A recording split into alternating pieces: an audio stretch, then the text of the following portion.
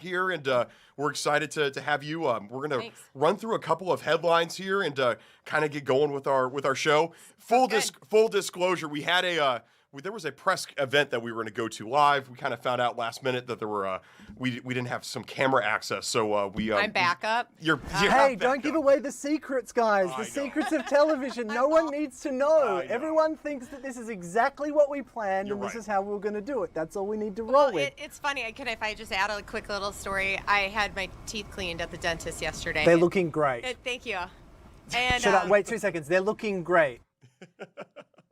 Oh, you got the close-up. I floss now. So I got an A+ in flossing because I got a C- last time I was there. You have Did to you not floss before? You need to floss like every day. Yeah. I'm not the a big floss flosser. picker. I use the floss picker. No, I like the old school floss. You like the old so anyway, school? Okay. But my story, it's relevant because she said, so what do you do? What do you do? Or she's talking about a story about a lack of dentists, and her daughter's going to be a dentist. Yeah. And she goes, I saw this story on Fox 9. Tim Blotz just did this story on how the U of M dentistry school wants more money so they can have more students and all that kind of stuff. Yes. So I thought it was great. And she goes, well, what do you exactly do? I go, what do I like? I can't even describe my position because it's so many different things. One day I'm doing this, day I'm doing that, and so now I'm here with you. I love it. I love it. It's fun. It's fun. I love it. I love it. We love having you here. We're going to get right into some headlines for today. Let's start. This was the big news that kind of broke this morning. Legendary actor, martial artist Chuck Norris died at the age of 86. Are you a big Chuck Norris fan? Not a big fan, I will say, but knew of him.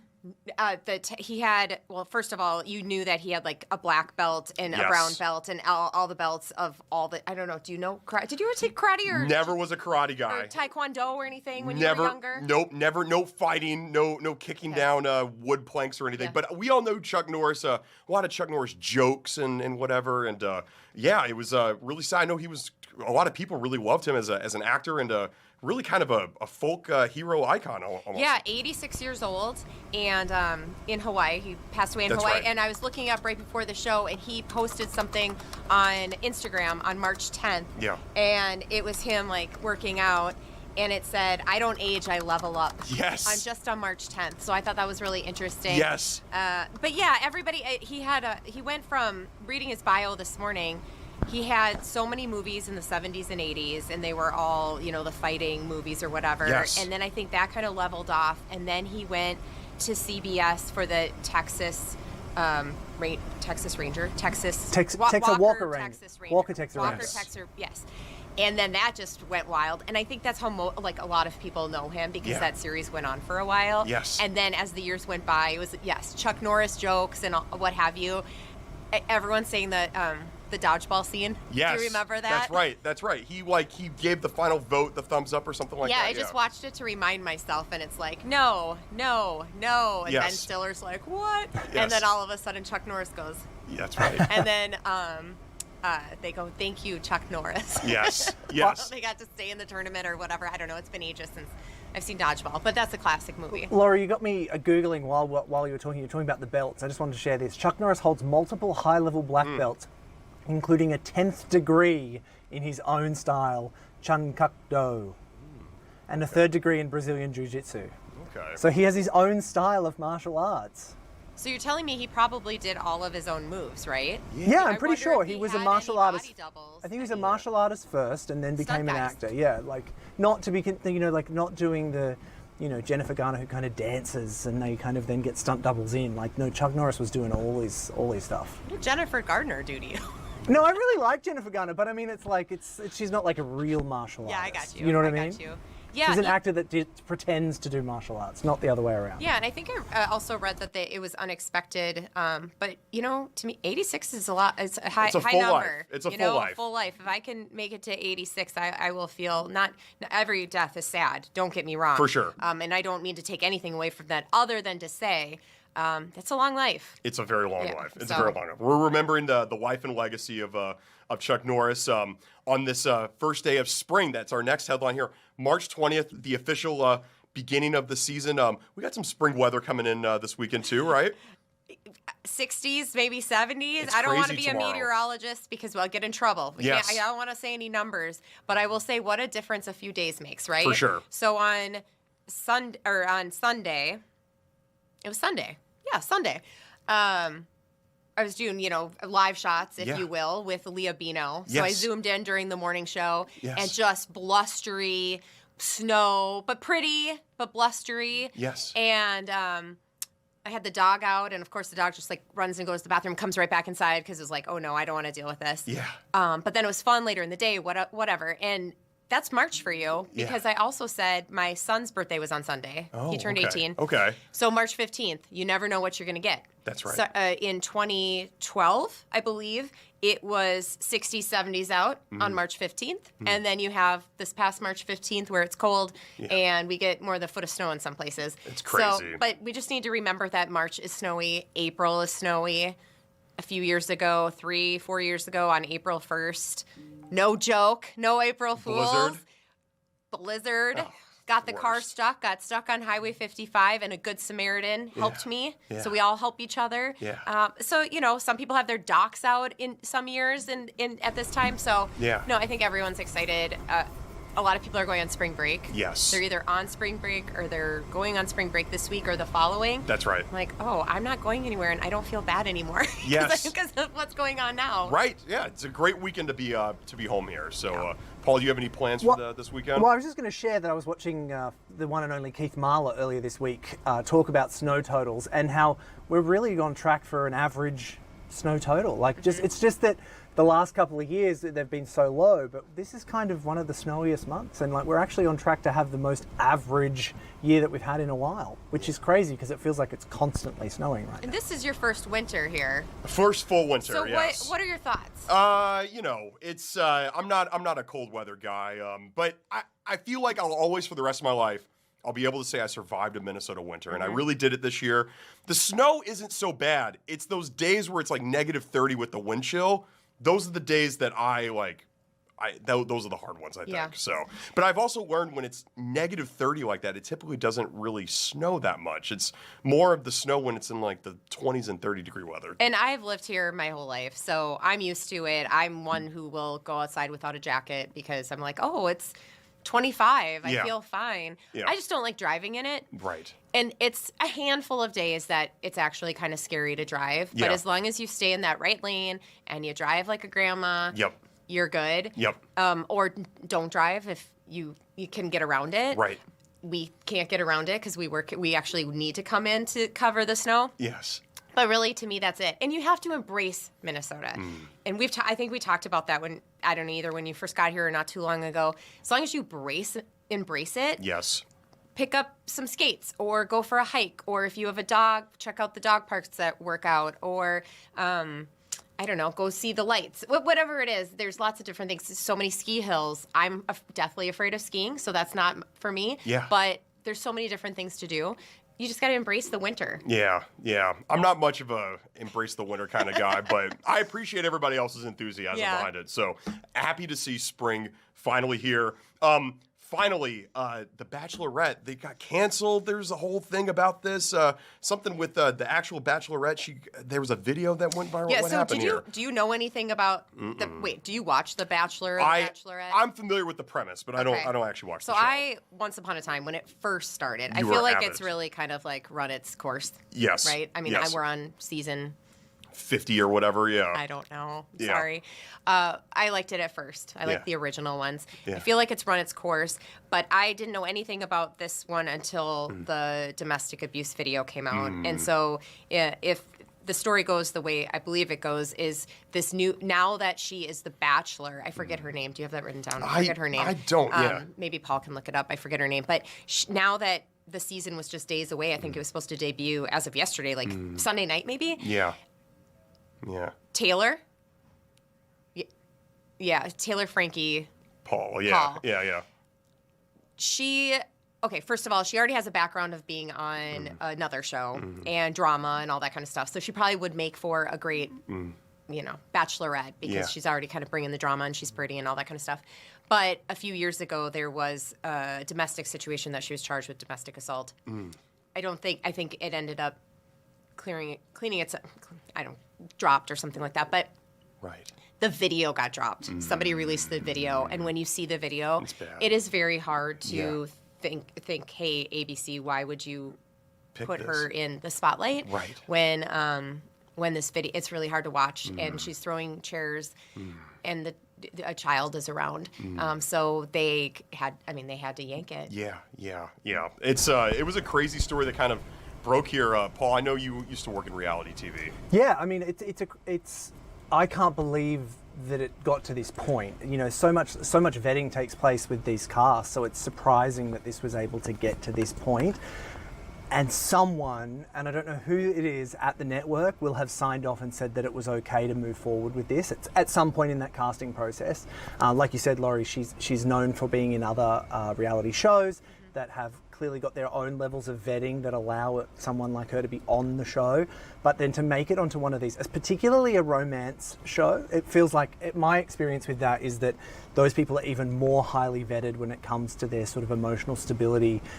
Yes, you want tears, yes, you want drama, but you don't want anyone to ever feel unsafe or like they're in a particularly vulnerable position. So I'm really shocked that it even got to this point, and that someone at ABC would have signed off on that in the first instance. But now to make this decision to shelve a show, I mean, we're talking a massive tentpole production for them that's going to cost, I'm going to throw it out here, from my experience, I'm guessing somewhere in the vicinity of $2 million per episode is probably what they're looking at.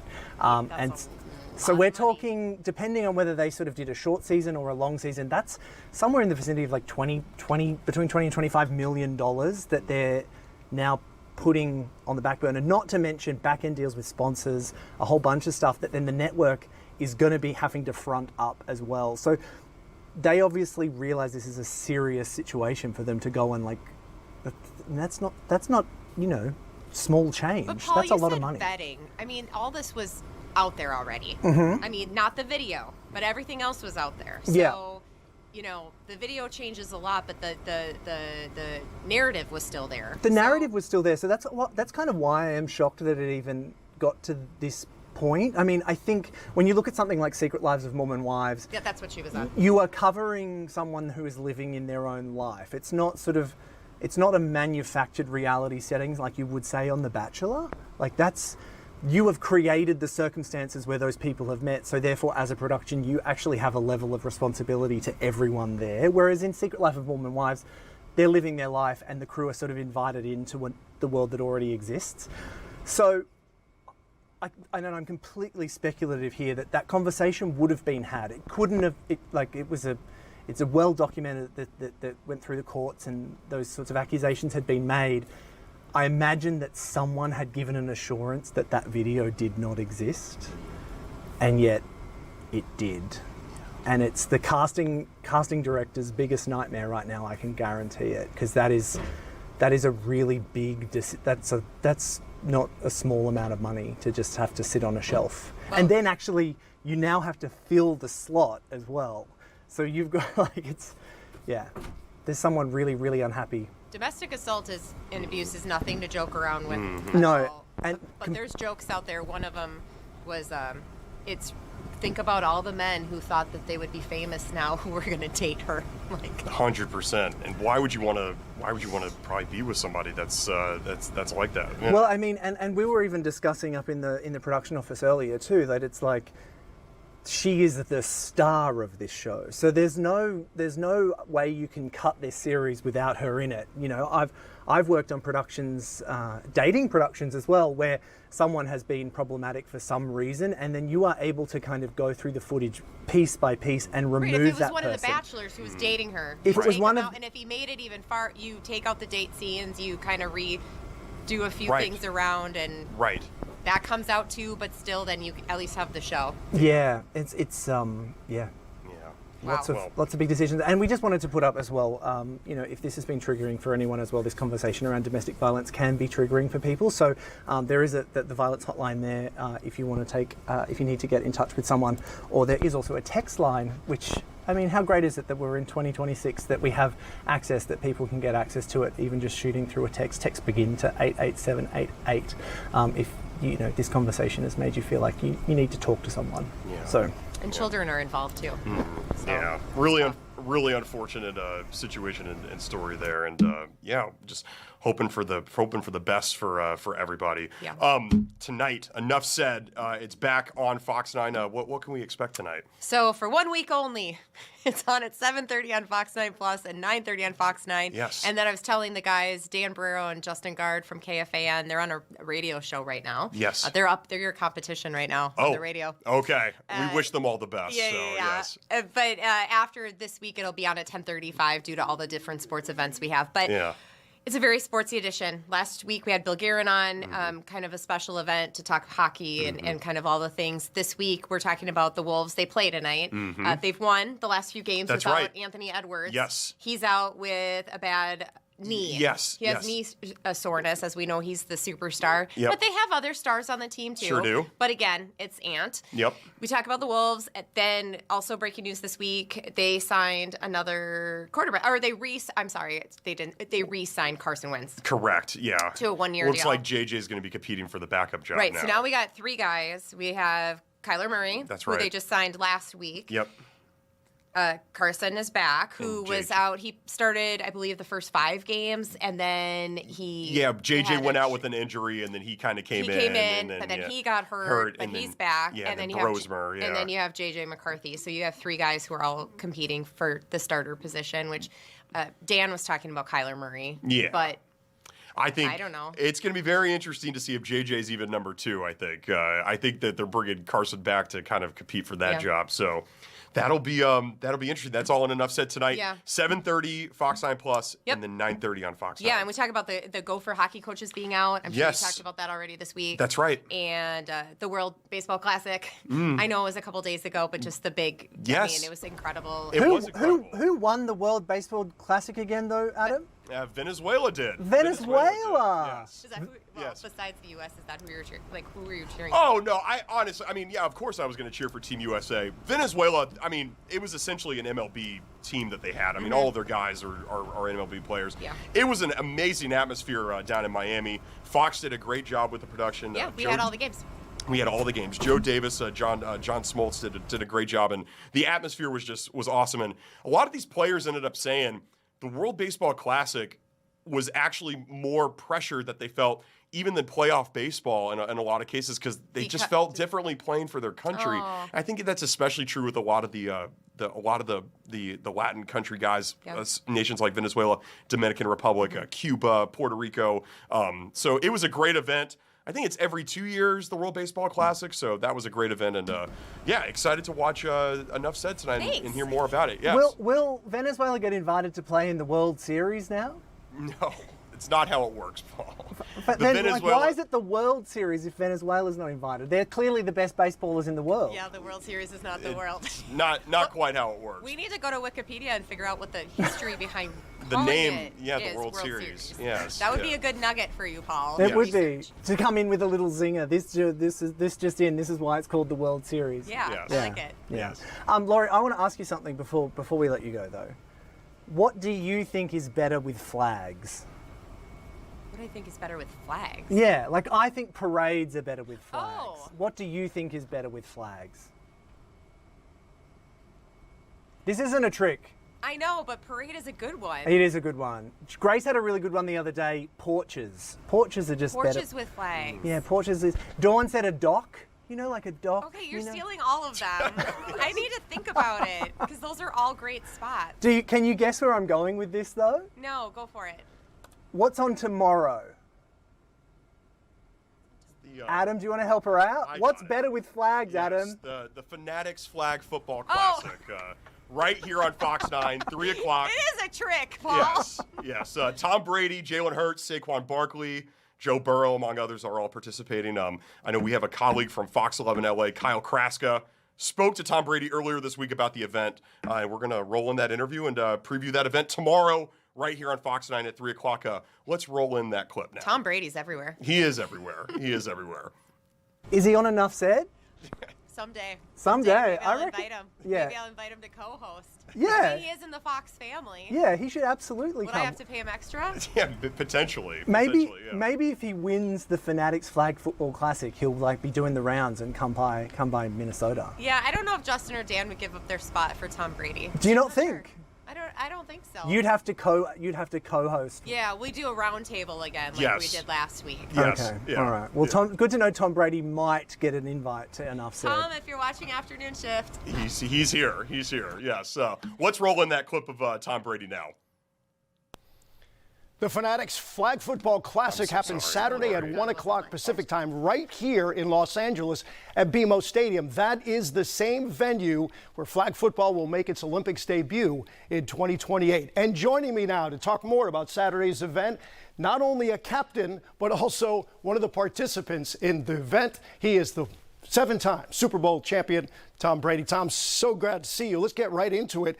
Tell us, why did you want to attach your name to this, and why did you want to play in this?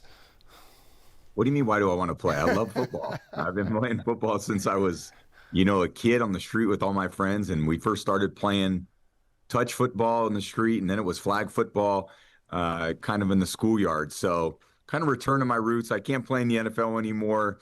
Nor do I really want to. I want to go out there and grow the game of football in my own way. I do that as a broadcaster, but I get to do it again on the field this Saturday in Los Angeles, along with an amazing group of athletes, 24 athletes, professional. There's another group of the USA flag team has 12 participants. So there's 36 total players, 3 teams, a little round robin tournament, and we'll see who's ready to go because we're getting ready for LA 2028 and to see kind of where the pros stack up against the guys who've been playing this sport for a long time. Yeah, you mentioned the 3 teams that are going to be participating in this, 2 of them filled with NFL superstars. And the list of names is staggering. Saquon Barkley, Alvin Kamara, Joe Burrow, Jalen Hurts, Devontae Adams, Deebo Samuel, Rob Gronkowski. I could go on and on. How on earth did you get so many of these elite athletes to buy into this? Everybody wanted to play. And I think everyone wants to kind of see where they're at in terms of this game. It's been kind of a focus of the Pro Bowl games over the years, but this game's going to be a lot different. It's going to be way more competitive. Guys really kind of want to feel it out because I think a lot of these guys that are playing in this game want to go for the gold in a couple years. So to test their skill set, to see where they're at, to understand the differences in the competitive game of football that so many of the pros have played, but now, okay, you're going to a little bit of a different sport, a little different format. But we're going to see who really matches up. But I love our quarterback play. We've got some really elite quarterbacks playing, a bunch of Heisman Trophy winners. I love to beat those guys, so I'm happy they're on the other side of the ball, Jaden Daniels and Joe Burrow.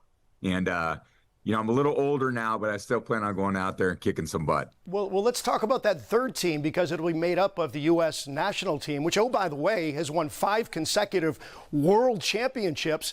So What do you think? I mean, these are, let's not kid ourselves, some average Joes playing against some of the greatest athletes on the planet. How do you think they'll be able to stack up?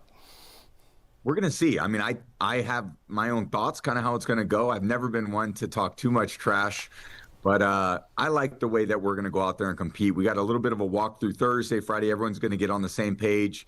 But really, it's just going to be a great event for everybody to come out to. It's going to be a beautiful day in Los Angeles. The stadium's incredible. The venue is the same as the one that's going to happen in the 2028 Olympics. And I think everyone's going to get a chance to see some of their favorite athletes compete on a big stage against great competition and to see where they measure up. The one advantage maybe that national team has is their familiarity with one another. You're putting together a team. You're going to have a practice session. But what about your preparation for this? How have you been preparing? How do you plan to prepare for this game?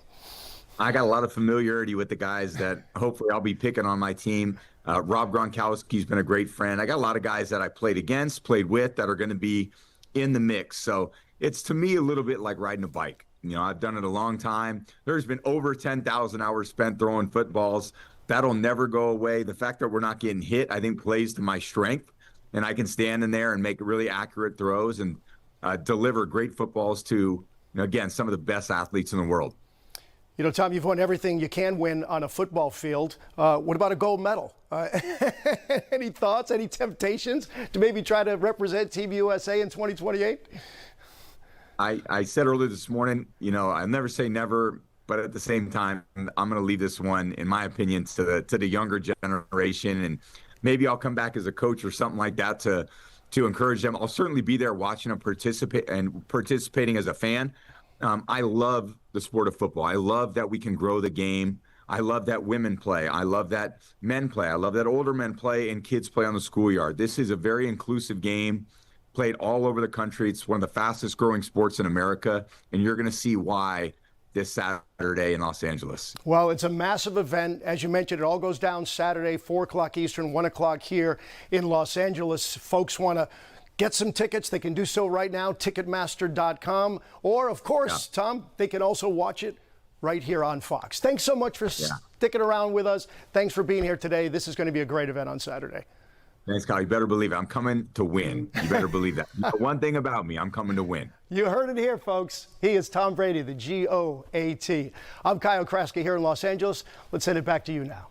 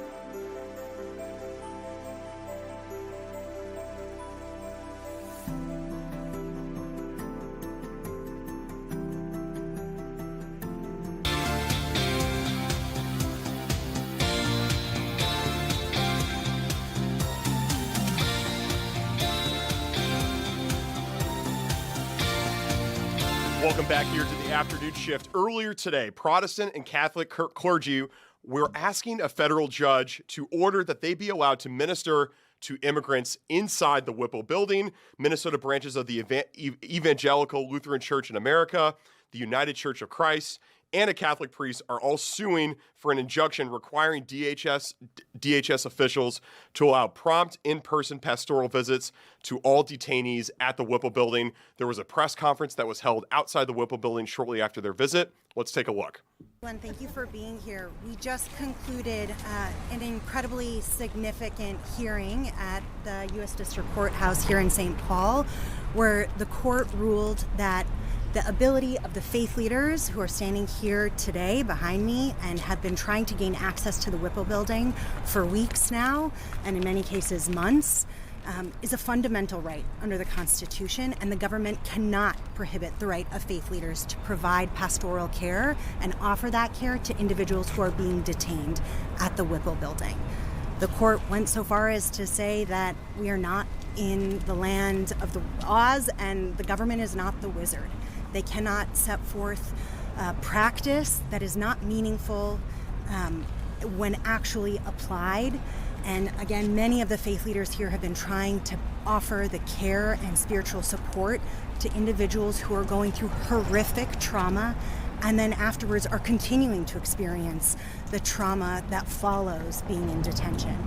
And I also wanted to invite to talk a little bit more about what brought us here today, to invite Bishop Nagel forward. Can we get your first and last name, please? Yes. Spell it, please. Yeah, my name is Irina Vaynerman, spelled I-R-I-N-A. Last name is V like Victor, A-Y-N-E-R-M-A-N. I'm the CEO of Groundwork Legal, a public interest law firm dedicated to advancing justice and democracy work. And we are honored to represent the plaintiffs in this case, one of whom, Bishop Nagel, will come to share a little bit about what the court's ruling means for her today. Could we take care of your first and last name first? Sure. So I'm Jen Nagel, Jennagel, and I serve as the Bishop of the Minneapolis Area Synod of the Evangelical Lutheran Church in America.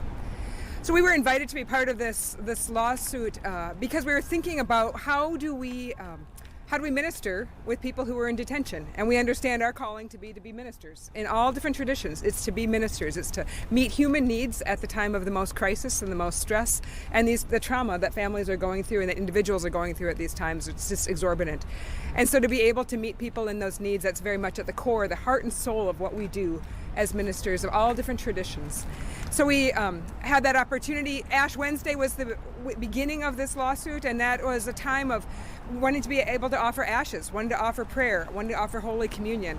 And we know that Holy Week is coming, that Easter is coming, that all of the religious traditions, the main ones, are all coming together at the same time. Passover, Eid is today. We're mindful of all of that, and that there's opportunity to not just have systems that willy-nilly hurt people, but to have systems that can lift up the humanity of people and the dignity of people. This lawsuit represents that for us as well. And were you the clergy member who attempted to provide ashes on Ash Wednesday? I was one of the clergy members. One of them. Yep, another Lutheran pastor was one of those members, and then two others from the United Church of Christ. Can you tell us what happened when you tried to do that at the beginning of Lent? We tried to come in. I tried to come in. I prepared all my things. I prayed in the car. I did all the things I would usually do for a visit to people who need my services, right? Need the sacred time that we can offer. And I prepared myself. I went there. I went through the protocols, went through the security, came to the desk, asked if we could provide this as we've been asked to do, and that was not possible. And I think that was a similar kind of mentality for each of the people who were wanting to be able to be of service. The government is arguing no problem anymore. Operation Metro Surge is over. There was a clergy member who apparently came and there was nobody to minister to. Why do you think this is still an important issue to resolve in the courts, and why is Judge Blackwell's preliminary injunction an important win for you? From my understanding, it's that we don't want a case-by-case kind of understanding. We want a system that makes a space for pastoral care, makes a space for our sacred practices all the time. That we know that for years and years, most likely, Whipple Building will continue to be used as a federal detention center. So we want a system and a place that it's not a willy-nilly kind of a thing. We talked about the Wizard of Oz. We don't know what's going on. We don't know who's going to say what to whom. But we want a place that we know that these folks can get what they need and that we can be able to offer that. I think one thing I would add to that is to say that the democratic principles that underlie all of this and our constitutional rights cannot be dependent on a case-by-case basis. There must be a uniform, reasoned, and thoughtful approach that recognizes the humanity of everybody and their undeniable constitutional rights. And so that's what's squarely at stake here. And I wanted to also invite Kelly Gallagher from the UCC to share a little bit about what this means for her. First and last name, please. Kelly Gallagher, Kelly-Gallagher. I am the Associate Conference Minister of the Minnesota Conference of the United Church of Christ, and our conference, our board of directors, and our clergy were compelled to participate in this case for all the reasons that Bishop Nagel raised. They could not imagine not participating. The states very specifically what we're called to be as people of faith: to feed the hungry, to visit the sick, to bring comfort to the imprisoned. Those are tenets of the faith that are represented here, and even those who aren't here. It is society and politicians who've made this a political conversation. For us, it is a matter of faith. It crosses all lines. We don't choose who we visit. We don't choose who we comfort. We comfort all. And so we are overjoyed by the court's decision today, and I'm just really grateful to be surrounded by our colleagues here, all of whom stand ready to visit whoever is in the Whipple building when we are allowed in. Amen. Amen. Are there any other board members that are able to share specifically during Operation Metro Surge? I know something the judge brought up in depositions, what the reasoning was for whoever they spoke to when they tried to come in as to why they were not allowed in? Yeah, so attached to our motion for a preliminary injunction are a number of declarations from faith leaders from a variety of faith backgrounds who were told in no uncertain terms that they're categorically barred from providing pastoral care. For those who received any reason, it was a very vague and untethered security concerns, but that was to provide any type of pastoral care. And to be frank, that was the type of justification that was given to attorneys trying to visit their clients at the Whipple building, which I experienced as well. And then just one other question. I know part of this position is moving forward that both parties will come to an agreement and maybe draft up some kind of policy that will then be implemented for the future. Is that the goal to get, I think that there was discussions about the policies at the Whipple building being pretty vague. Is that the goal to then have what you guys come to an agreement on added to that policy? Great question. So right now, there is no policy at the Whipple building. It is a case-by-case practice that is unwritten and untethered to guiding principles or key decision makers with how each of those decisions are made or by whom and when and in what circumstances. So today, the court did order the parties to try to come together to see if they could agree on a written set of protocol or a written policy, which is in fact what is needed here to ensure that the constitutional rights are upheld. We are hopeful, we have always come to these conversations in good faith, that, no pun intended, to be able to do this work and to have a path forward. So we are prepared and ready to do so. We have provided a proposed written protocol already in one of our submissions to the court. We're hopeful to be able to move this forward in time for what you've heard the faith leader share is a very important time of year. Holy Week, today is Eid, Easter is upcoming, Passover is upcoming. To be able to have a resolution and clarity of how faith leaders can provide pastoral care during this time and in perpetuity moving forward is incredibly important.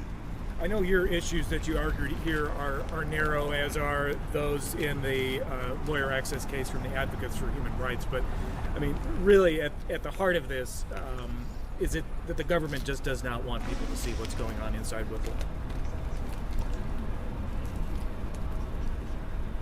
I think at the heart of what's happening in both cases is the foundations of our democracy. The foundational principles for the constitutional rights, at stake for both the faith leaders here, for the individuals who are being detained, for attorneys trying to access their clients. All of those pieces are integral in order for us to actually breathe life into the Constitution so that we can continue to live in this beautiful country and uphold those foundational principles. Thank you. Thank you. Thanks, everybody. Thank you all. Thank you. Thank you.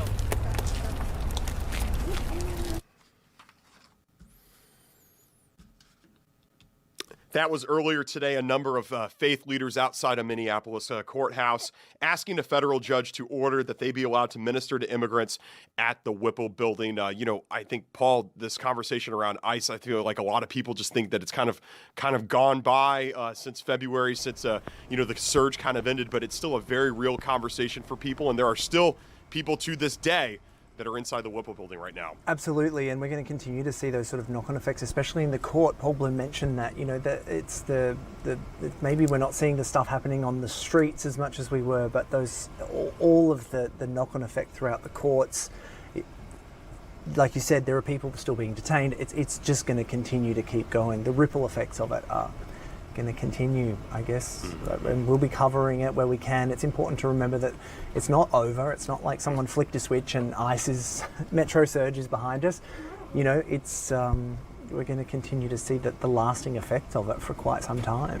Yeah, absolutely. So when there's an update on this story with these faith leaders in this lawsuit, we will definitely have it here on the afternoon shift. We'll be covering it from front to end. Another big story that we're tracking here, Paul, the Minnesota women's Gophers, the basketball team. Yes. In about an hour and 20 minutes, they're going to tip off their NCAA tournament, the first one they've had since 2018. They're playing Green Bay at home. We're really excited for the Lady Gophers to Minnesota get might going. bring us to the big dance. That's right. See, I'm learning.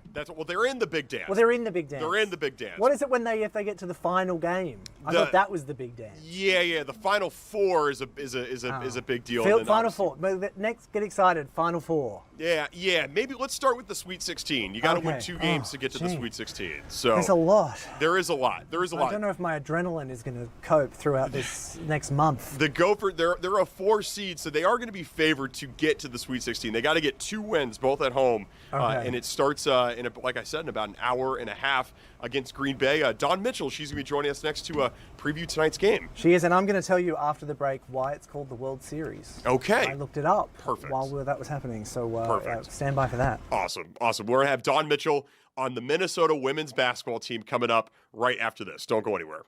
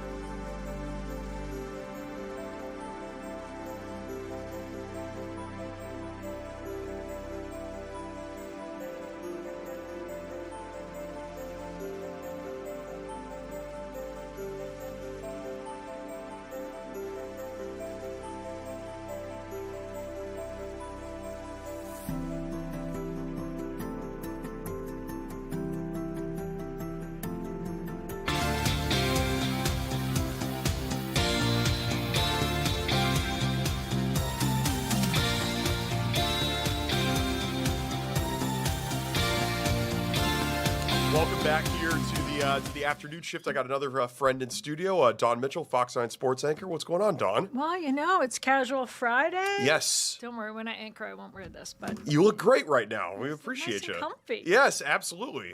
Took my ball cap off though for you. What kind of ball cap was it? Red Sox. All black. The hometown team. Sorry, Twins. The real season hasn't started yet. And then I go, You're right. You can wear a ball cap if you come and play with us here at the afternoon show. Oh, really? That's totally fine. I would have taken the Red If Sox. you feel comfortable in a ball cap, we love everyone as they come. So that's how it works here. All right. Yeah. That's good to remember. Yeah, remember that. You want to wear a hat?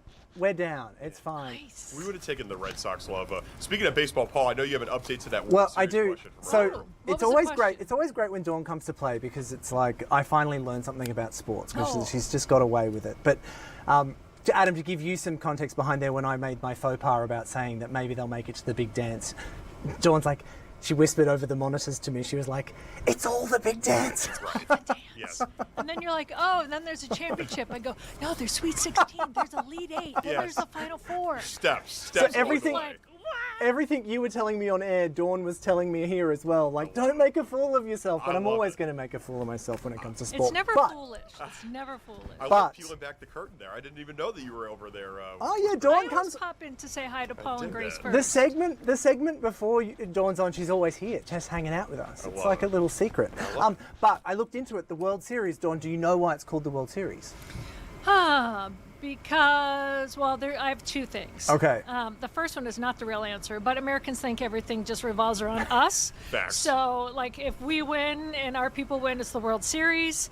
But I think before it became, like, Major League Baseball, there might have been other countries involved, and then it kind of blossom from there? Well, what I read, and this is very quick research, so I don't have like a 5 verified facts checked thing here, but I read that in 1903 it was branded as the World Championship Series as a marketing technique, because back then really it was only America that was playing it, but to kind of give it some gravitas and make it feel really big. So my first one was the right. You were actually closer with your first one. Yeah.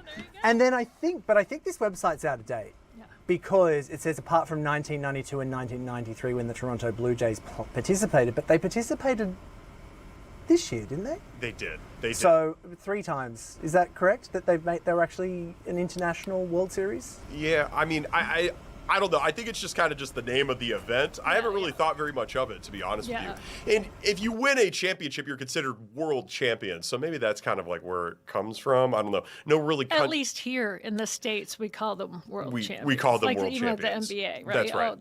But the greatest baseball players in the world come to play club baseball here in the United States. So, yes, yeah. Unlike the World Baseball Classic, they may hail from other places. Japan might have something to say about it. Korea might have something to say about it. There are some teams over in Japan for sure. For sure. And we're seeing it now with the World Baseball Classic that we've just been watching the past, couple of weeks that, around the world, there's a lot of talent. There is. And, just like basketball, you go over to Europe and there's some great basketball there. But the premier, people think the premier is here mostly because it's with the money. That's right. The money that goes on. But let me tell you, a lot of the WNBA women, like Diana Taurasi, they were going over to Europe because they make more.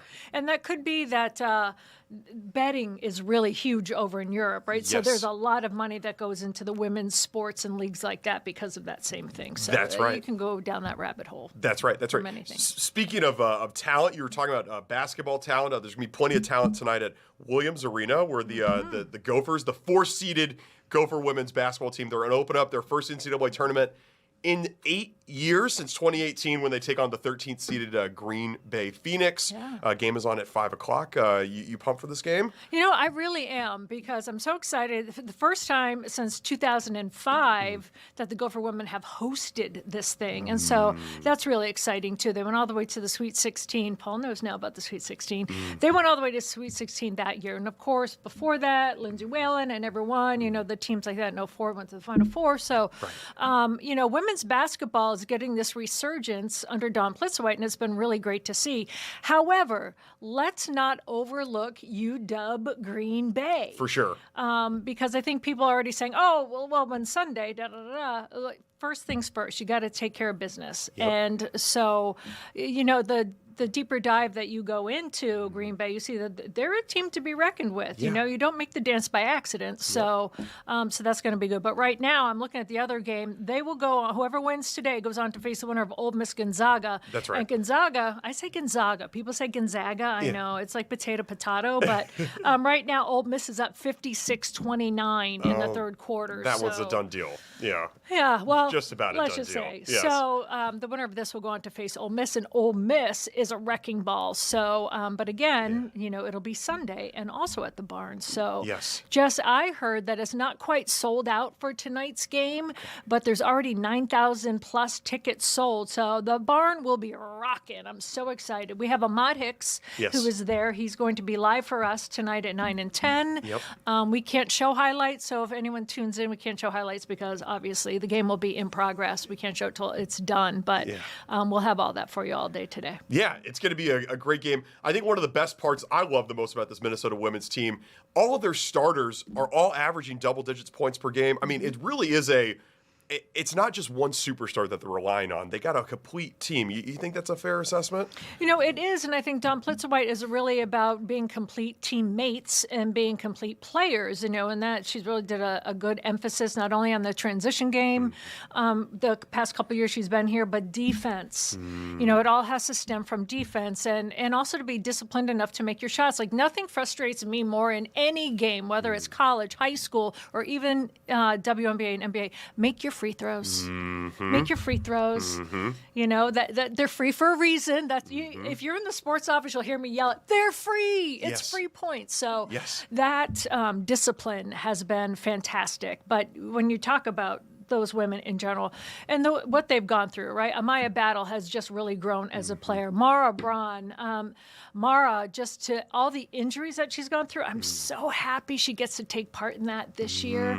Then there's Grace Kaholski. There's just, you just go down the line of how many talented players on this roster. And yes, you're looking like double digits. So I think they're really enjoying themselves as a team as well. And that's been fun to see. Yeah, I think Grace Graholski came right here on the afternoon shift a couple months ago. She had a really great game. I forgot which it was. I think she set some record or something like that, some career record we had her on. Really rooted for her, especially, and the entire Minnesota women's basketball team. It's not just the offense, too. They've held opponents under 50 points 11 times this season. This is a defense. Yes. She really, and when I say she, I mean Coach P, that's what they call her, has really made an emphasis on that, take pride in the defensive side of the ball, limit opponents, you know. And also when it comes to the offense, too, the second chances, and I know that that's a stat that doesn't really get a lot of eyeballs. If you look at their second chances in terms of hoops, don't give up on it just because you miss, right? So be aggressive towards the hoop. So just to see how this team has kind of morphed. And we saw it again under Pam Borton.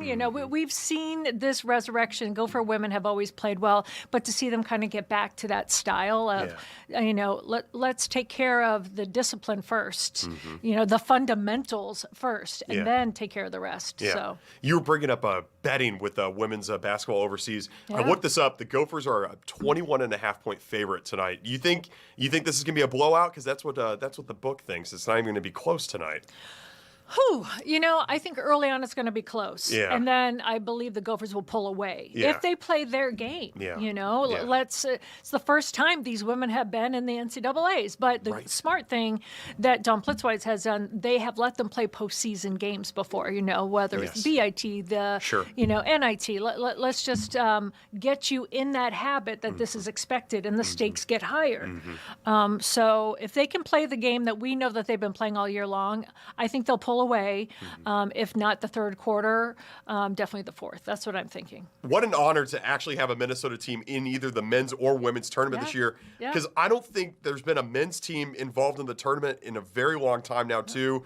And the Gopher women's team, this is their first appearance since 2018. We finally have somebody to root for in March Madness. This is great. Yeah, and I'm really excited to see what the fans do. I've been watching March Madness, already, and to see the men's swim team. Yes, Miami of Ohio. Miami of Ohio show up in their, their little Speedos. Yes.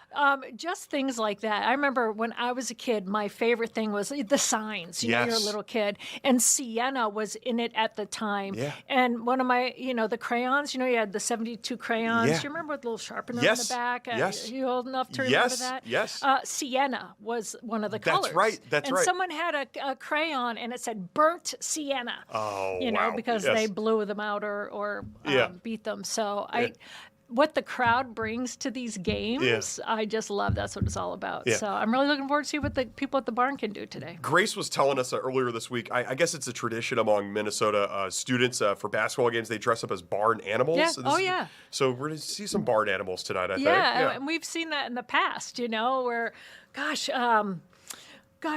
who was it? Coaches, their sons dressed up as chickens. Yeah. And came and went in there. Like, you just kind of get into it. Yeah. So, because it's the barn, Adam. The barn. It's the barn. You got to have barnyard animals. That's right. Well, the barn's going to be the place to be tonight. Yeah. 5 o'clock, the Gopher women's basketball team taking on 13th seeded Green Bay. If they win tonight, they'll play Sunday at home. It looks like Ole Miss right now. It looks like Ole Miss. Yeah. So awesome. Well, Dawn, hopefully we have you back next week and talking about the Sweet 16, Paul's new favorite basketball phrase that he just learned today. Paul is going to be talking about one shining moment. Yes. We got it. Do you know what that is, Paul? One shining moment? Can you pop into the control room and tell me about it? I'll tell you all about it. Yeah, pop in. Let me know what one shining moment is. But we're just fingers crossed for the Sweet 16. There you go. How about this? Because I'm very superstitious. Let's just take care of UW Green Bay first. There you go. One game at a time. One game at a time. That's what we're going. One game at one hoop. One ball in a hoop at a time. That's right. Yep. That's right. One shining moment. Luther Vandross, the late great Luther Vandross. Awesome, and that's the best moment of every March Madness when they do the little rollout there. So awesome. Thank you, Dawn. We appreciate your time. Thank you. Yes. Coming up right after this commercial break, it was big news earlier this week. There was a big healthcare merger. We're going to be talking about that with Sean Grimminger. He's the CEO of the National Alliance of Healthcare Purchaser Coalitions. We're excited to chat with him coming up right after this. Don't go anywhere.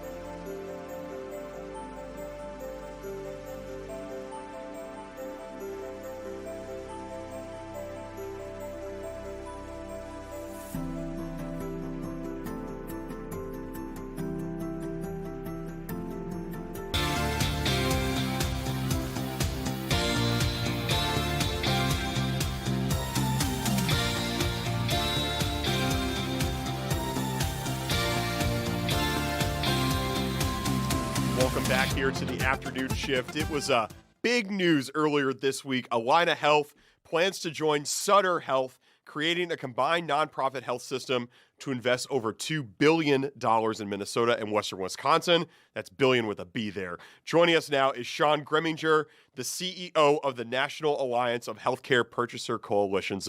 Sean, welcome to the afternoon shift. How are you, sir?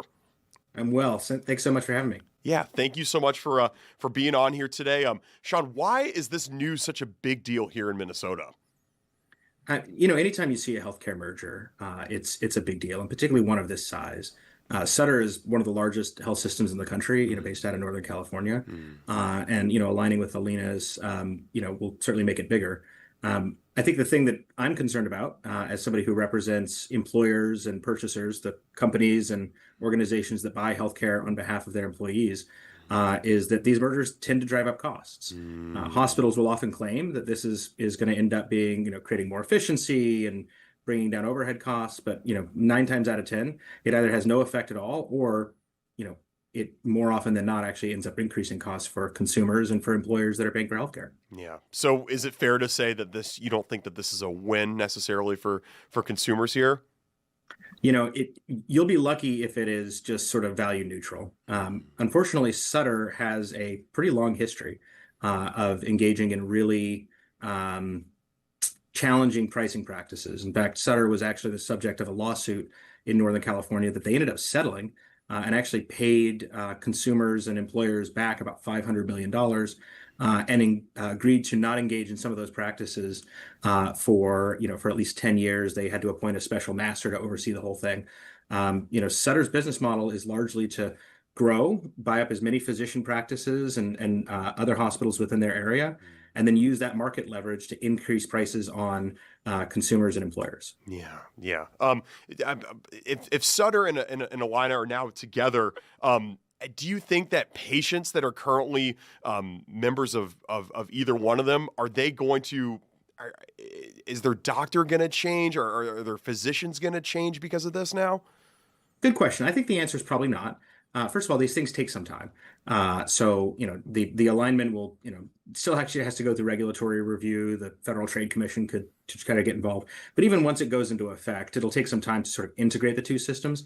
And even then, I think you're going to be operating, Sutter would be operating kind of 2 different regions, right? So Northern California is a long way from Minneapolis, which kind of begs the question as to why they decided to align in the first place. But I think the actual direct impact in terms of on patient care for patients is probably not going to be significant, at least not for some time down the road. Well, and why do you think that they decided to merge in the first place? I asked myself this question. This is not the first time we've seen a large health system decide to buy or align with another large system a long ways away. It doesn't make a whole lot of sense to me, right? Sutter is already, I think they're a high quality system. I think they deliver high quality healthcare in Northern California, again, at inflated prices. But I don't know exactly what's in their mission that would suggest, hey, gosh, we should go out and, work with another health system halfway across the country. I'm not really sure that I fully understand what the benefit is to Sutter, to Allina, and certainly to the consumers in Minnesota. Now, if you're an Allina customer here in Minnesota and you're seeing this news and you're telling us right now that this could mean higher prices coming for you, how easy is it to pivot and go to a different healthcare insurance company? Yeah, it's a good question. It's not always easy, right? Certainly, if you're a kind of consistent patient, you're in the middle of a course of care, so you have cancer, for instance, right? Probably best to sort of stay with the folks that you're with right now. But, again, the impact on costs and prices will be gradual, and we'll see it over time. I definitely think, if I was a consumer or certainly an employer that's purchasing healthcare for their employees in greater Minneapolis, I would start asking some questions and saying, do we need to look at some of the other systems out there, check their pricing, and see whether we can get a better deal at a different system? I have a quick question. So say you are a patient with one, you're insured by one of them, and this merger takes place, and it's something that you don't really want to be a part of. Like, do you have to wait until the next insurance year starts before you can change? Do you just have to go with them until it's time, until you can change, and it's open market or whatever it is? Not necessarily. So if you're with Allina, as I understand, is a health system, right, as opposed to a health insurance company. So potentially you could say, all right, I work with, or I go see doctors that are affiliated with Allina. I don't like it. I don't want to stay there. you just need to check who's in your network, and you could go someplace else, whether that's Fairview or somebody else, right? You should be able to do that relatively swiftly. The question is, do you want to sort of go through that process? If you're with an insurer, right, so Blue Cross Blue Shield or something like that, often you would need to wait until the next plan cycle, we call it, the next year effectively, to say, I want to switch my insurer from one to the other. And that all depends on, how you're getting your insurance. Are you buying it in the individual market? You're going to wait to the end of the year. Are you getting it through your company? Maybe you can change at the end of the year, or maybe not. It really depends on whether your employer has multiple insurers available within your network. Yeah. American healthcare, so my mind I just can't keep up with it. It seems so unnecessarily complex. We really love a highly complex healthcare system. And I think if it was delivering high quality at reasonable prices, I'd say, okay, maybe the complexity is necessary. I think the unfortunate problem we have in the U.S. is that it's highly complex. It's really difficult to navigate for consumers and patients. And frankly, as you know very well, our costs are substantially higher than what you see in Europe, Canada, and most of the rest of the world. Why is it so complex? I think it goes back to kind of the history of how we've delivered healthcare, and particularly healthcare coverage in the United States. The reason that we actually have coverage tied to employers, believe it or not, goes all the way back to World War II.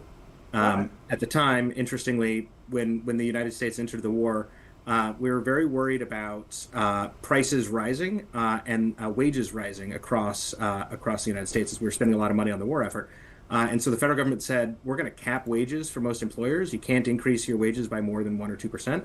But employers still wanted to figure out, how can I attract people to come work for me as opposed to somebody else? And so they started saying, well, here's an added benefit that we could say, why don't we give you health insurance coverage? And so by the end of the war, a lot of large employers offered health insurance coverage as a perk of being in the job. And that model, which was really developed sort of by accident in the 1940s, has stuck around. So before that, it was all private. It was just like if you go to get insurance by yourself through the open market, that's what it was. And now we have this sort of Band-Aid solution where everything's been piled on top of it that's ended up with the mess that we've got in the healthcare system. Yeah, I think that's exactly right. And really before the war, yes, people, particularly wealthier people, could purchase insurance, but healthcare was a lot cheaper back then. So, usually you just paid your doctor out of pocket. If you had to go to the hospital, you either had money and paid for it, or you went to like a public hospital and you got the care for free. Healthcare has just become so expensive, obviously. Now, being uninsured is really drawing a huge risk, right? If you don't have insurance and you have a major healthcare issue or condition, you could be talking about, half of your income out of your pocket, which is why insurance is so critical, but also why it's so important that we find ways to make sure that, people can actually afford the healthcare that they need and deserve. Yeah. Such fascinating stuff here, and it almost makes you wonder why these companies even merge in the first place. Is it because that they just don't have enough money on their own to sustain their business models? I think that may be the reason for, in particular for Allina. I haven't looked at their finances, but they're a relatively smaller system compared to Sutter. Sutter, in part because they're so high priced, they've got a lot of money in the bank. They've got billions of dollars. And you mentioned this at the top, right? They're investing $2 billion in Minnesota. So Sutter's got a lot of money, and I think it may very well be they're looking at their own market and saying, I'm not really sure what to do here. I've kind of captured a lot of the market share. Why don't I look at somebody else who could use some help? Allina is probably on the receiving end saying, I could use more a cash influx to be able to grow our business. And so maybe from a business standpoint, it makes sense for both sides. Again, I don't know that it's going to be good for consumers, but that could very well be sort of the underlying reason for this. Sean Greminger, the CEO of the National Alliance of Healthcare Purchaser Coalitions, with all of this news about the Allina Sutter Healthcare merger. Sean, we really do appreciate your time. Thank you so much for stopping by the afternoon show. Not to mention bringer of fun facts and interesting tidbits that we need to know. That's what we're We all learned a little bit about health insurance in the United States today. We sure did. Thank you, Sean. Absolutely appreciate it. Yes. Thank you so much, guys. Take care. Thanks. We're going to go to commercial break, and when we come back, we were just learning a lot about healthcare insurance right there. We were learning about baseball earlier today. I learned a lot about spongy moths earlier today. Had no idea what these guys were. You have to treat spongy moths or else they're going to crush your trees and your other plants and whatever. We have the official spongy moth treatment coordinator. His name is John Larsen. He's going to be coming up right after this commercial break. Don't go.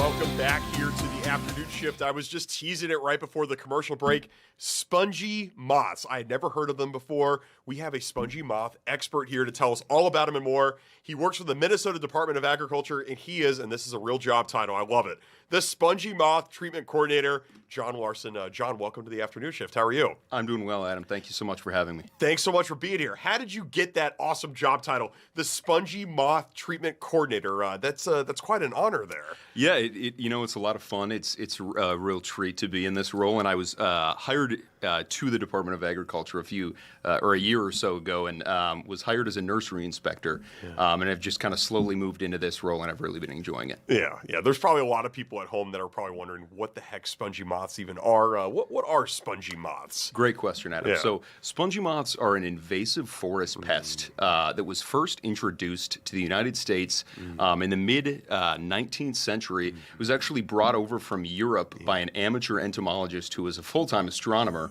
but he wanted to breed spongy moth with the silkworm to actually rival silkworm production and kind of compensate for the cotton shortage post the American Civil War. Yeah. So what makes these so damaging to our environment that they need a treatment coordinator to make sure that they're alleviated? Sure. So this pest is a defoliator, so it eats all of the foliage off of trees and shrubs. Okay. This pest doesn't necessarily kill trees in the same way that listeners may be familiar with emerald ash borer, which is a tree killer. It kills ash trees. We've covered that here on this show. Yeah, exactly. Yeah. So spongy moth eats all of the foliage off of leaves, and the challenging thing about this pest is what is foliage? Just out of curiosity. Leaves. Like, just they'll eat a leaf. Basically. They're eating all of the leaves off of a tree or a shrub. So the challenging thing about this pest is it feeds on over 300 species of trees and shrubs, with preferences on hardwoods like oak, aspen, birch, and willow, which we have a lot of here in the States. So that of course is one reason why we're concerned. Yeah. So it's not killing the trees necessarily in and of themselves, but it's eating away all of the leaves on the tree, which is probably damaging to the plant overall, correct? Correct, yeah. So this pest isn't necessarily killing trees, but it certainly can. What this pest does is the female will lay eggs in the fall. That egg mass overwinters, and that egg mass can overwinter on anything. This female moth will lay the eggs on a tree, on a picnic table, on a boat cover, as we see there. So those egg masses can appear just about anywhere, and each egg mass contains about 500 to 1,000 eggs per egg mass. Yeah. And those eggs turn into caterpillars in the spring, and those caterpillars are what does all the damage on these tree species. So. And these are the caterpillars that we're looking at right here. Those are the caterpillars. These are not. There. These are not the cute caterpillars that turn into butterflies. Correct. These are the damaging ones. These are nasty. Yeah. Okay. And they're nasty eaters. These caterpillars consume a single caterpillar will consume about a square meter of leaves in its lifetime, which equates to about half of a door. So one caterpillar is eating half of a door, and again, 500 to 1,000 caterpillars in one egg mass. That's a lot. And thinking about that exponentially. Thousands of females laying thousands of egg masses. This pest can do a whole lot of damage. And in the eastern United States, in years past, this pest has defoliated or eaten all of the leaves off of trees and shrubs over 1 million square acres. So this pest is doing a lot of damage. And in the state of Wisconsin in 2023, it ate over 400,000 square acres of foliage. Wow, that's incredible. Okay, so now is this sort of the ripe time of year when they're kind of coming out, like here in the early spring? No, not quite yet. Okay. So they'll usually, depending on what part of the state that these egg masses are in, they'll emerge anywhere between April to May. Okay. And then those caterpillars will feed. Once they've fed enough, they pupate, which means they turn into the moth, and then the moth's only goal is to mate. Okay. So when those moths emerge, they're not doing any damage. Their only goal in their short life is to mate. So males find females and lay those egg masses. And they pretty much just die pretty much right after that? Correct. Yeah. So their goal in life is to mate. As we see the female, they're depositing an egg mass on a tree. So the female will put something called, and there's the male. The female will put a pheromone off. It's the female sex attractant, which attracts the male to the female. Okay. They mate. incubate, and then that egg mass is deposited. So if you see some of that egg mass on one of your trees outside, what do you do?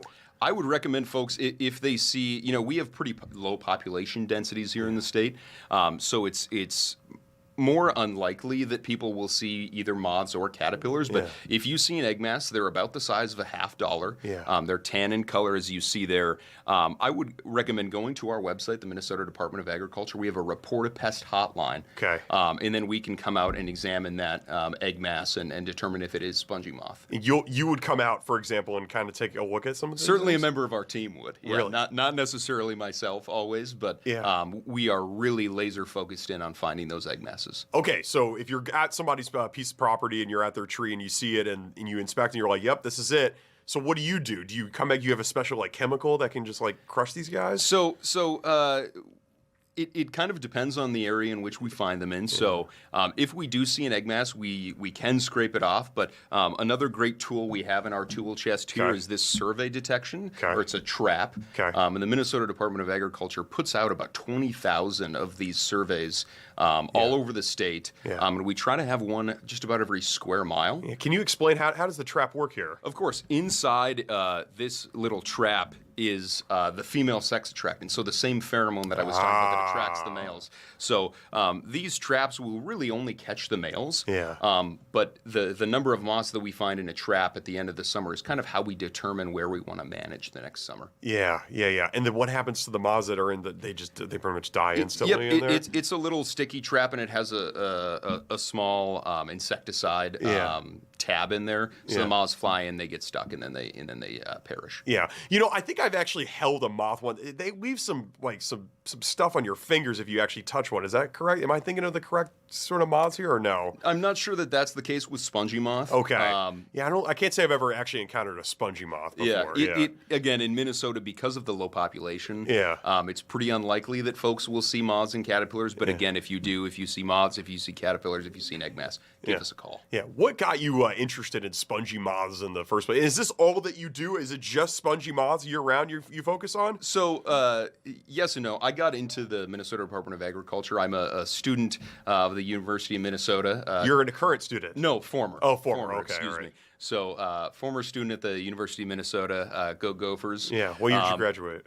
I finished my master's last year, so 2025 in horticulture. And again, was hired on as a nursery inspector actually with the Minnesota Department of Agriculture. So I have a region of the state that I drive around in and visit garden centers, big box stores, family-run nurseries, and inspect their material for pests and diseases. So naturally, that knowledge and information that I picked up along the way has really helped me succeed in this role. Yeah, you're doing a great job. And again, if somebody sees some of this egg mass on their trees or whatever, it's important to go to the Minnesota Department of Agriculture, give you all a buzz, have somebody come out and inspect it. But are these caterpillars and moths, can they damage humans? We know that they can damage leaves and whatever, but are they bad for us?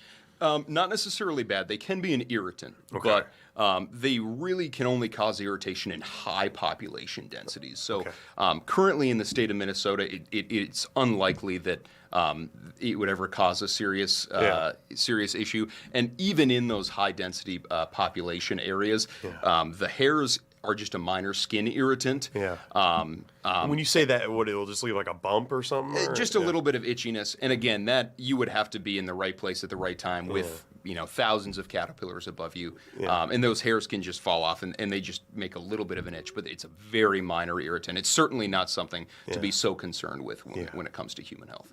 I am not an outdoorsy guy at all. So this is all so fascinating to me. And you're kind of right in the thick of it, inspecting all of these trees. And I know I read here, the state of Minnesota, you guys are planning aerial treatments in 9 counties. Is Hennepin, Ramsey, are they two of those counties? No. So we're not planning to manage. We're not proposing management in the metro area right now.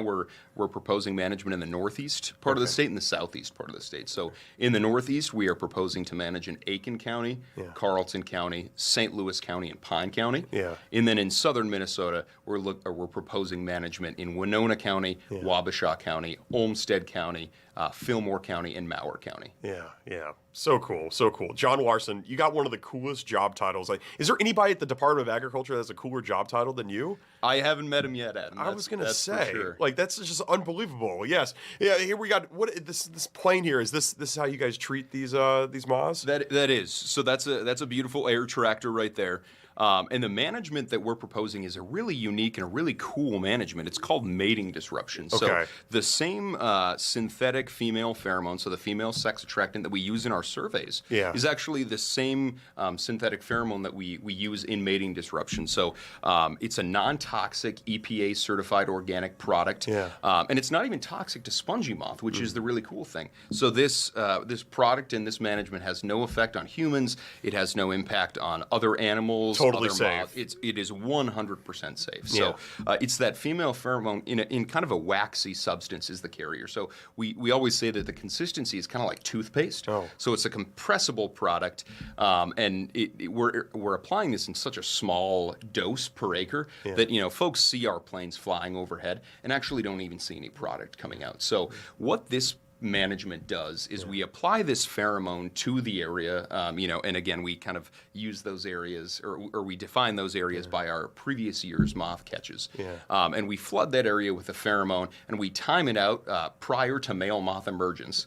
So we apply it to the forested area, that product sits on the leaves, those male moths emerge, and they simply can't find females to mate with. So the mating doesn't occur, and they just die at the end of the summer. So it's not toxic to spongy moth. It is simply confusing the males. I had a great northern Minnesota land commissioner call it Old Spice for spongy moth, and that's exactly what it is.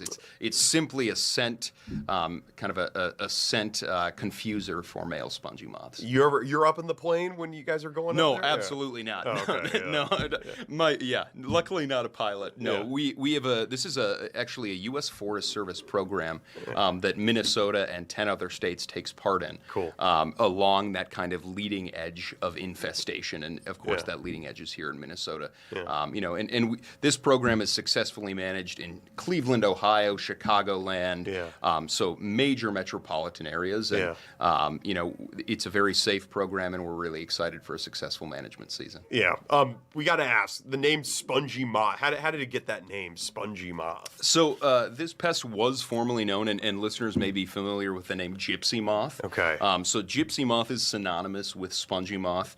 A few years ago, the American Society of Entomologists proceeded to go through with a name change, and spongy moth was chosen as the egg masses have a bit of a sponginess to them, and that's where that name spongy moth came from. So folks may be familiar with gypsy moth, but not spongy moth, but they should know that it's the same pest. And you are one of a kind because you are the spongy moth treatment coordinator for the Minnesota Department of Agriculture. John Larsen, thank you so much for all of these insights, and if at home, if you've got what did you call it? The egg egg mass. The egg mass. If you see that on your tree, what's the website again for people can go to? So they can just go into a search engine and look up Minnesota Department of Agriculture Spongy Moth Management, and there's a lot of information there. And we'll be holding open town halls for folks to attend both virtually and in person, and they can find that information on our website as well. I love it. Thank you, John. We appreciate you. Thanks so much, Adam. Thank you. We are going to go to commercial break, and when we come back, we are going to be celebrating Women's History Month with a school that is making strides for women all around the world. It's right here in St. Paul. St. Catherine University, we have the president of St. Kate's, Dr. Marcheta Evans, and the Student Senate President, Victoria Lowe, coming up right after this. Don't go anywhere.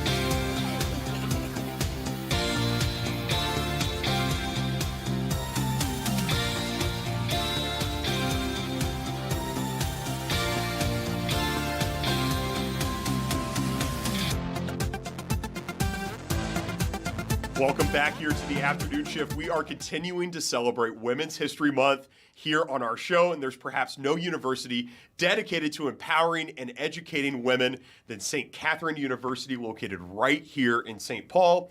Joining us now is the president of St. Kate's, Dr. Marcheta Evans, and St. Kate's Student Senate President and Senior Victoria Lowe. Dr. Evans, Victoria, welcome to the afternoon shift. How are you? Thank you. We're excited about being here. Yes, we're excited to have you all. Love the purple. Love everything about St. Kate's. It's a really gorgeous campus in St. Paul. I guess my first question, St. Kate's is historically all women. What percentage of the student body at St. Kate's is all women? Oh, I would say 95%. It's still, even though we have a college for adults and we have a graduate college as well, still about 95% of the students are women. Yeah. So, and why is that so important to have an all-women environment? What do you enjoy the most about being educated among fellow women? I think in classroom settings, having discussions with fellow women and learning from each other's experiences is so insightful. It's one of the most amazing things and the things that I look forward to when going to class. Overall, I think it's really listening to each other's stories and having a space where we can all learn together and from each other. Yeah. What do you like the most, Dr. Evans, about leading an all-women's university? I have 5 daughters. Let's start with that part. Okay. Right? And, again, just being a president of a women's university where you're seen, valued, and heard, your voice is not drowned out. Again, it's a phenomenal institution. Let's start by that. Founded by the Sisters of St. Joseph. Yep. They founded it on the motto or the vision of women who lead and influence. Yeah. And so really just stressing the importance of that you are a leader and you have influence. And that's what we do with young women such as Victoria at the university. We're a top liberal arts institution. We're 3rd in the country, just got recognized, 3rd in the country for the best place for women to attend of all universities, not just women universities. 750 plus universities. We were given that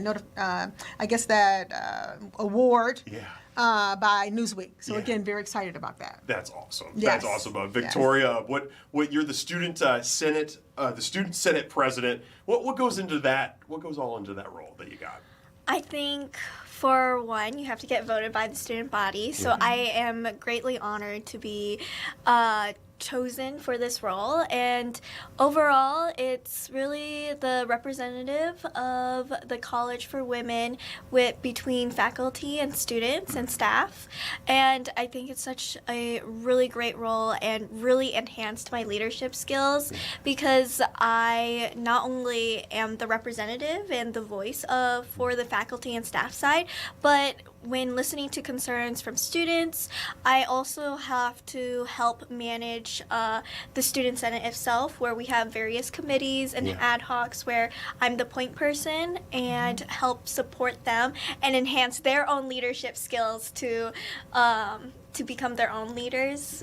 So you're gaining invaluable leadership skills and your experience in that role. Yes. I know one of those committees you were just talking about. I was reading up about this, the Defrost Committee, and that was kind of organized by you in response to the Operation Metro Surge that was happening here in the Twin Cities. Can you talk more about the Defrost Committee? Yeah, so we really, as students, we really saw a need from the community, and when we wanted to create efforts to help the community, I think one of our first steps was to have a central hub where students can gather and really help and support each other in that time of need.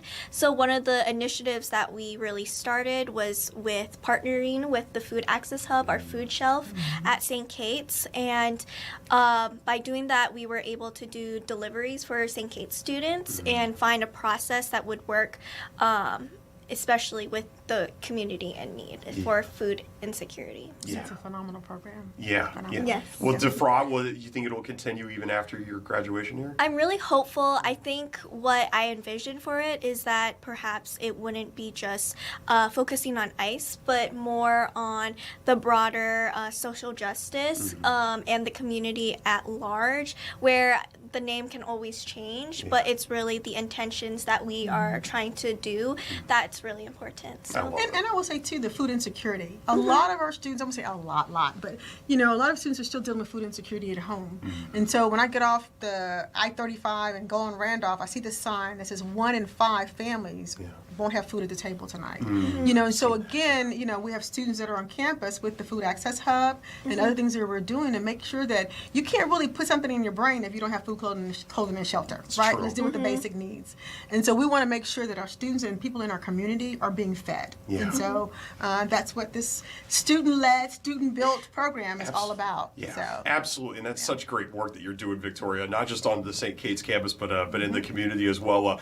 Dr. Evans, I'll turn it back to you. If we could just get you to put your mic just to tilt it down there. Yeah, that's perfect. That's perfect. Okay. Wanted to ask you, you're good. I wanted to ask you, you're the first Black president in St. Kate's history. Can you talk about your journey to this role here? I know you have a very interesting backstory growing up in segregated Alabama, and to get from there to here, can you talk about that? Sure. I grew up in Alabama in the 60s and 70s, born in the late 50s, doing the civil rights movement, and was raised primarily by my grandmother. And, it was one of those things that she always said, baby, get your education. And once you get your education, nobody can take it from you. They can take your house, your car, the clothes off your back. But once your mind has been free. So education was extremely important. But also, too, growing up in the church, it was all about service. When much is given, much is required. So what do you do for the community? In the Black community, you were a teacher, you were a nurse, a doctor, or preacher. Those were kind of the main, paths as far as, positions were concerned. And so I ended up going into being a counselor and working in the community, making sure that people that looked like me saw themselves in those leadership positions. Ended up getting multiple degrees, PhDs from the University of Alabama. I always say roll tide when I say that. I think they won today, by the way. Oh, did they? I haven't even had a so. chance. Okay, so they're in the NCAA. Yes. Okay. Yes. Thank you for that. Yes. But again, growing up still in Alabama and seeing all of the injustices that were there, and then moving into a position which is interesting. My first faculty job was at Auburn University. In Montgomery. Yes. I tried to reform them. You know how that is, Alabama and Auburn.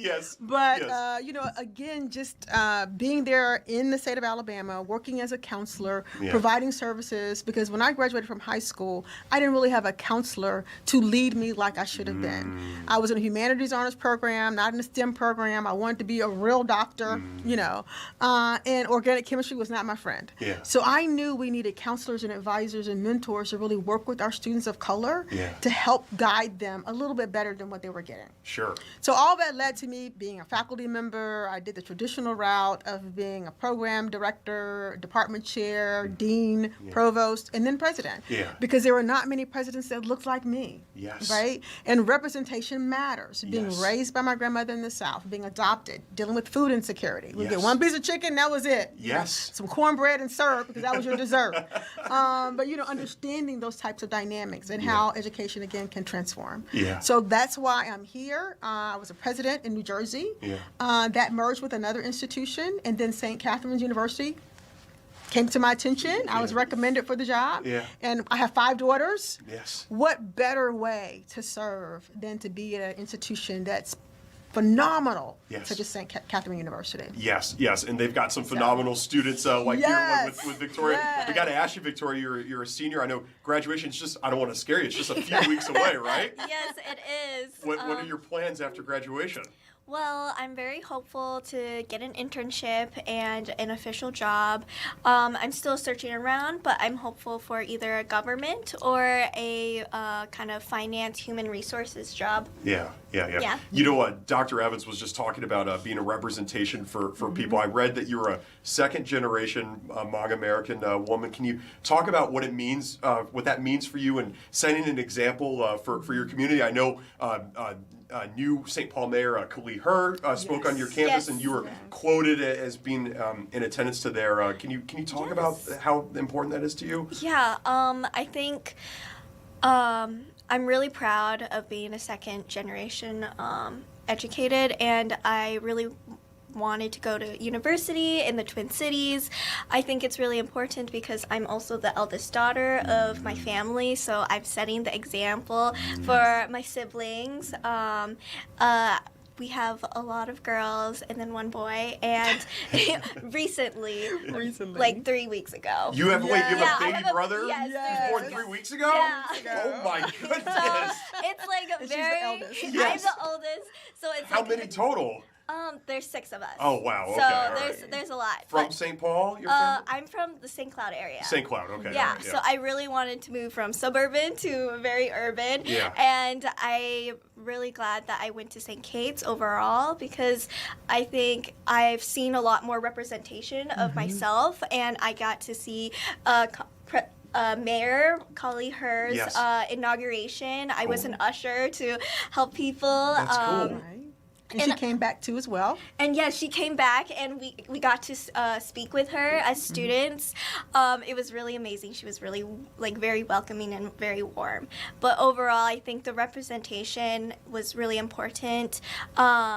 And when I get to see other students like myself, because in high school the only Hmong student was my sister, so it was a really big shift for me, and I'm really glad to go to St. Kate's to see that representation as well. Yeah, yeah. Maybe there's somebody out there right now that's watching that is considering St. Kate's, or a parent they're considering with their daughter trying to weigh college decisions. I'll pose it to the both of you. Well, why St. Kate's? Why should they choose St. Kate's? Yeah, I initially was between 1 or 2 schools, and St. Kate's was one of my top ones. My cousin was actually an alumni, and her daughter was an alumni as well. So they really, really encouraged me, and I think talking with St. Kate's students, it really helps emboldens your vision and really builds up that confidence of like, oh, this is what St. Kate's does. I kind of want to see that. So I actually spoke with some students at the inauguration, and they were very confused. Like, I wanted to go to this school. I'm like, but St. Kate's is right here, and it's so amazing. St. Catherine's, women education, and you may not think of it like, oh, well, I'm going to work in the co-ed world anyways, but I think there's really something special to work with only women and see that perspective, hearing your voice. You can actually speak out, which with more confidence, it feels like we're family. So I love that. I'll pose the same question to you. Why should students consider St. Kate's, especially those looking for an education where they can be around other women and learn from other women? Top-notch university, let's start with that. Quality faculty and staff. You want to be seen, valued, and heard. Not just listened to, but actually heard, right? You find that at St. Kate's. We look at the whole individual as far as everything about them. So we have a top-notch nursing program. I had a doctor tell me recently that she knows when a Katie nurse comes in, because it's not just about the symptoms or what's going on or the disease. It's I need to see you. I need to hear your story, and that informs how I will care for you, right? And so we learned that there's a course called The Reflective Woman that all freshmen take at the beginning of their journey. Required. It is a required course. And in there, you really explore who you are. You explore the world from a global perspective. And again, it's immersed all the way throughout the curriculum, the leadership and your value in that. And so you can go anywhere and get a degree in biology, chemistry, English, or whatever, but if you really want to have a different, unique experience of who you are, come to St. Catherine University. One of the best in the country. We are not the best kept secret. As I mentioned, we're third this. We also, though, I will add, we just got a recent recognition for being one of the top Fulbright producers in the country. There are only 3 other institutions in Minnesota, and St. Kate's is one of them.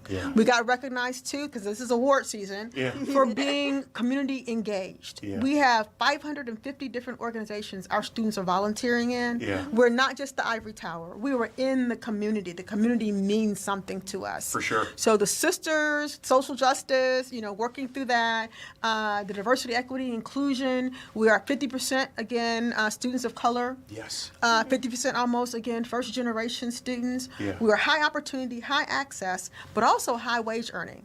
When our students graduate, they're in that category of again high wage earning. happening. Yes. And that's important, especially from a female perspective, when typically it's 80-something cents on a dollar and a woman of color 60-something cents on a dollar that they earn. Yeah. So, No doubt. And very, very well said. And Victoria, you're going to have no problems the rest of your career figuring out things. You're already doing so many great things right now just as a senior at St. Kate's. And it's so clear how important and how special this university is to the both of you. I got to ask here, there's probably a lot of people that live in the area that probably wonder this. Where the name St. Kate's come from St. Catherine? Do people, it's never St. Catherine's, right? It's just, Well, it goes back and forth. Yeah. If you're in a more formal setting, it's St. Catherine University. Yeah. But if you're part of the hood, so to speak, then it's St. Kate's. You're Katie. You're Katie. And matter of fact, I will say I was in Costa Rica last week. Yeah. And I was wearing the swag. Yeah. And someone says, "Are you from St. Kate's in St. Paul?" And I'm an alum. And I went, "Oh my God! All over the world we have Katie's." That's awesome. So that was phenomenal. That's awesome. You're in the campus, by the way. I've driven past it over 100 times. I had never been on it until recently. What an absolutely spectacular and gorgeous campus. The gates and everything. Yes. It was just Come really back nice. in the spring Yes. when this stuff is gone. Yes. It is so beautiful. The wildflowers. Yes. We have a lot of pollinators there. Yeah. And we produce honey there as well. Yes. So again, you got to come back in the spring. I would love to. When that's sprung. Yes, yes, exactly. Dr. Marcheta Evans, the president of St. Kate's, Victoria Lowe, senior, the student senate president, on to big and great things right after graduation here, and we're going to look forward to continuing seeing great women matriculate through St. Kate's too, Dr. Evans. So thank you so much for both coming in studio. I really do appreciate it. No, thank you for this opportunity and wearing the swag too. I mentioned you got to represent. I love it. St. Kate's, great place. Appreciate you all. We are going to go to commercial break, and when we come back, we'll have more from the afternoon shift right after this.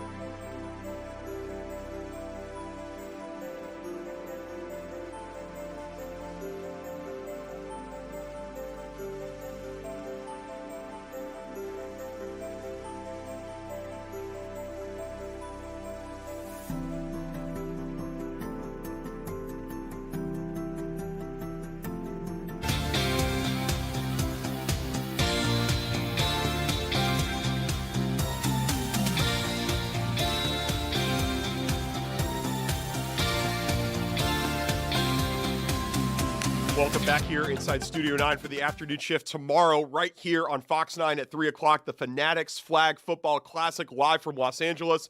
Tom Brady, Jalen Hurts, Saquon Barkley, Joe Burrow, among others, will all be participating. Our colleague from Fox 11 LA, Kyle Kraska, spoke to Tom Brady earlier this week about the event. Let's take a listen.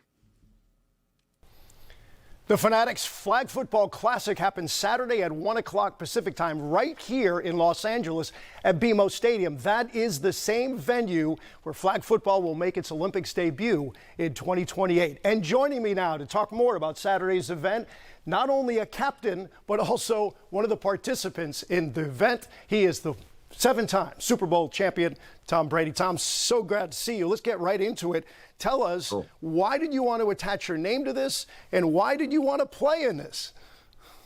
What do you mean, why do I want to play? I love football. I've been playing football since I was, a kid on the street with all my friends, and we first started playing touch football in the street, and then it was flag football kind of in the schoolyard. So kind of return to my roots. I can't play in the NFL anymore, nor do I really want to. I want to go out there and grow the game of football in my own way. I do that as a broadcaster, but I get to do it again on the field this Saturday in Los Angeles, along with an amazing group of athletes, 24 athletes, professional. There's another group of the USA flag team has 12 participants. So there's 36 total players, 3 teams, a little round robin tournament, and we'll see who's ready to go because we're getting ready for LA 2028 and to see kind of where the pros stack up against the guys who've been playing this sport for a long time. Yeah, you mentioned the 3 teams that are going to be participating in this, 2 of them filled with NFL superstars, and the list of names is staggering. Saquon Barkley, Alvin Kamara, Joe Burrow, Jalen Hurts, Devontae Adams, Deebo Samuel, Rob Gronkowski. I could go on and on. How on earth did you get so many of these elite athletes to buy into this? Everybody wanted to play, and I think everyone wants to kind of see where they're at in terms of this game. It's been kind of a focus of the Pro Bowl games over the years, but this game's going to be a lot different. Right? It's going to be way more competitive. Guys really kind of want to feel it out because I think a lot of these guys that are playing in this game want to go for the gold in a couple years. So to test their skill set, to see where they're at, to understand the differences in the competitive game of football that so many of the pros have played, but now, okay, you're going to a little bit of a different sport, a little different format. But we're going to see who really matches up. But I love our quarterback play. We've got some really elite quarterbacks playing, a bunch of Heisman Trophy winners. I love to beat those guys, so I'm happy they're on the other side of the ball, Jaden Daniels and Joe Burrow. And, I'm a little older now, but I still plan on going out there and kicking some butt. Well, let's talk about that third team because it'll be made up of the U.S. national team, which, oh, by the way, has won 5 consecutive world championships. So What do you think? I mean, these are, let's not kid ourselves, some average Joes playing against some of the greatest athletes on the planet. How do you think they'll be able to stack up? We're going to see. I mean, I have my own thoughts, kind of how it's going to go. I've never been one to talk too much trash, but I like the way that we're going to go out there and compete. We got a little bit of a walkthrough Thursday, Friday. Everyone's going to get on the same page. But really, it's just going to be a great event for everybody to come out to. It's going to be a beautiful day in Los Angeles. The stadium's incredible. The venue is the same as the one that's going to happen in the 2028 Olympics. And I think everyone's going to get a chance to see some of their favorite athletes compete on a big stage against great competition and to see where they measure up. The one advantage maybe that national team has is their familiarity with one another. You're putting together a team. You're going to have a practice session. But what about your preparation for this? How have you been preparing? How do you plan to prepare for this game? I got a lot of familiarity with the guys that hopefully I'll be picking on my team. Rob Gronkowski's been a great friend. I got a lot of guys that I played with that are going to be in the mix. So it's to me a little bit like riding a bike. I've done it a long time. There's been over 10,000 hours spent throwing footballs. That'll never go away. The fact that we're not getting hit, I think, plays to my strength. And I can stand in there and make really accurate throws and deliver great footballs to, again, some of the best athletes in the world. Tom, you've won everything you can win on a football field. What about a gold medal? Any thoughts, any temptations to maybe try to represent Team USA in 2028? I said earlier this morning, I'll never say never. But at the same time, I'm going to leave this one, in my opinion, to the younger generation. And maybe I'll come back as a coach or something like that to encourage them. I'll certainly be there watching them participating as a fan. I love the sport of football. I love that we can grow the game. I love that women play. I love that men play. I love that older men play and kids play on the schoolyard. This is a very inclusive game, played all over the country. It's one of the fastest growing sports in America, and you're going to see why this Saturday in Los Angeles. Well, it's a massive event. As you mentioned, it all goes down Saturday, 4 o'clock Eastern, 1 o'clock here in Los Angeles. Folks want to get some tickets. They can do so right now, Ticketmaster.com. Or, of course, Tom, they can also watch it right here on Fox. Thanks so much for sticking around with us. Thanks for being here today. This is going to be a great event on Saturday. Thanks, Kyle. You better believe it. I'm coming to win. You better believe that. One thing about me, I'm coming to win. You heard it here, folks. He is Tom Brady, the GOAT. I'm Kyle Kraska here in Los Angeles. Let's send it back to you now. Thank you to Fox 11 LA's Kyle Kraska and the GOAT, Tom Brady, for that wonderful interview. Again, the Fanatics Flag Football Classic will be right here on Fox 9 tomorrow at 3 o'clock from BMO Stadium in Los Angeles. Paul, this is where they're going to be playing the Olympics flag football event in 2028.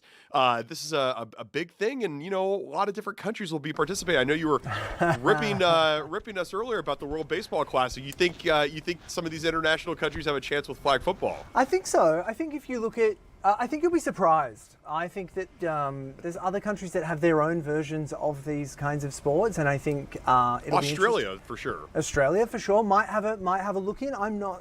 New Zealand. It's a tricky one. It's like something like NFL has been something that's just been played here for so long, but you see some people like punters coming from Australia. Like, it's a breeding ground for some good talent. So who knows? Maybe. It's not just punters, by the way. Jordan Mailata, one of the best offensive linemen in the NFL. He's an Australian native. So yeah. Well, you never Super Bowl champion. You never know. I think it could be interesting to see what happens once this sort of sport gets cracked wide open and it's played. I mean, we just saw Venezuela take out the World Baseball Classic. You love that. You love the fact. I mean, that I do. If I'm not lying, I do love to see America. It's the all-town American sport, and someone else come in and give them a real run for their money. I think it's good. It's good to see. Healthy competition is good competition. We love healthy competition. We do love healthy competition. We absolutely love healthy competition.